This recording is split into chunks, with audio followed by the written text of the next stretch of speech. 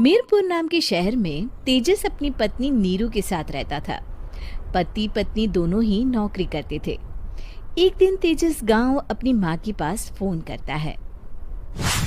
Hello, प्रणाम माँ। जीते रहो माँ, तुम दादी बनने वाली हो हैं? अरे वाह, ठीक है बेटा, मैं कल ही आती हूँ।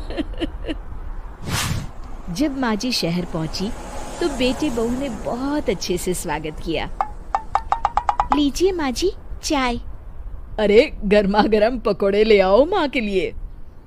नीरू रसोई में गई और 2 मिनट में ही पकोड़े ले आई। जी ये लीजिए।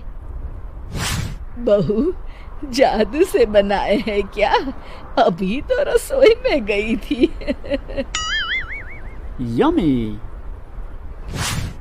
माँ जी, शीला रसोई में पकोड़े तल रही है, मैं बस लेकर आई। हे भगवान, मेरा धर्म भ्रष्ट कर दिया तूने। अब तो गंगा जल से शुद्धिकरण करना होगा। दूसरे दिन, माँ जी मैंने नाश्ता बना दिया है, ऑफिस जा रही हूँ। पर अभी तो घर का सारा काम पड़ा है। शीला आती ही होगी, झाड़ू पोछा बर्तन कपड़े वो सब कर लेगी। हमारे जमाने में घर का सारा काम हम ही करते थे।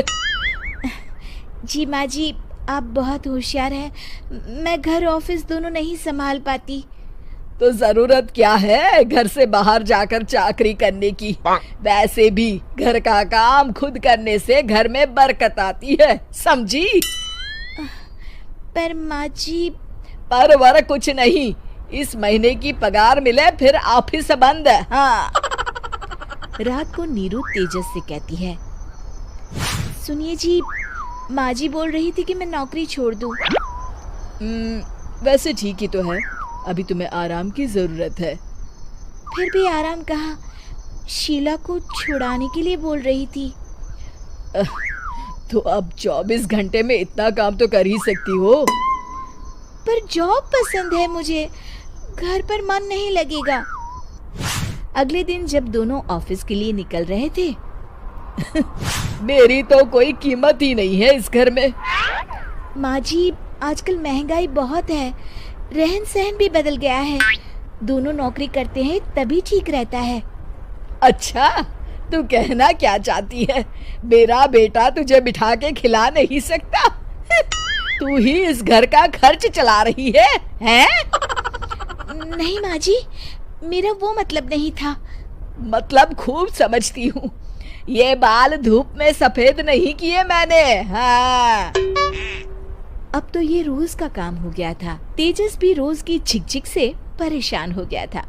एक दिन उसने कहा, नीरू, वैसे भी तुम्हें मैटरनिटी लीव मिलने वाली है, तो अभी से ही छुट्टी ले लो। पर क्या, मेरी सैलरी अच्छी खासी है।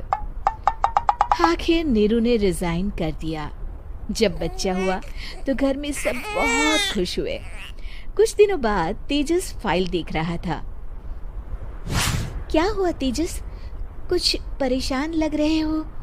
हाँ, वो हमारी जितनी सेविंग्स थी वो तो हॉस्पिटल में और छठी के फंक्शन में खत्म हो गई है नीरू।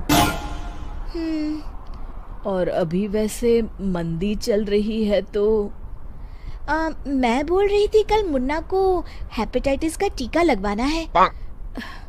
नीरू, क्या पोस्टपोन नहीं कर सकते? नहीं जी, बिल्कुल नहीं। अब तेजस को समझ में आ रहा था कि उससे गलती हुई है। पैसों की कमी का असर घर के माहौल पर भी पड़ रहा था। अगले दिन, बेटा मेरा चश्मा और ये दवाइयाँ ले आना, पर्चा देते हुए माँ जी ने कहा। जी। तेजस, मुन्ना के लिए दूध का डिब्बा और डायपर भी ले आना, और ये किराने के सामान की लिस्ट है, इसे भी लाना है। तेजस गुस्से में लिस्ट मरोड़कर फेंकता है और चिल्लाता है, पैसे क्या पेड़ पर उगते हैं?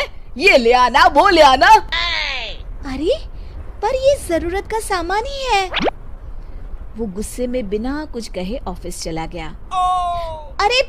अरे लंच तो ले जाइए। नीरू दौड़कर डिब्बा पकड़ाती है एक दिन खाना खाने के बाद, नीरू, अब तो मुन्ना कुछ बड़ा हो गया, तो अब तुम वापस ज्वाइन कर लो ना जॉब। पर इस रिसेशन में जॉब मिलना बहुत मुश्किल है। ट्राई तो करो। फिर मुन्ना? माँ जी है ना, और एक फुल टाइम मेड भी लगा लेंगे। पर माँ जी, उन्हें तो पसंद नहीं। तभी माँ जी वहाँ आ जाती है और प्यार से नीरू के सर पर हाथ फेरते हुए बोलती है, अब मेरी समझ में आ गया बहू, पहले के और अब के समय में अंतर है। तुम काम शुरू करो, मुन्ना की जिम्मेदारी मेरी। मेरी प्यारी माँ जी।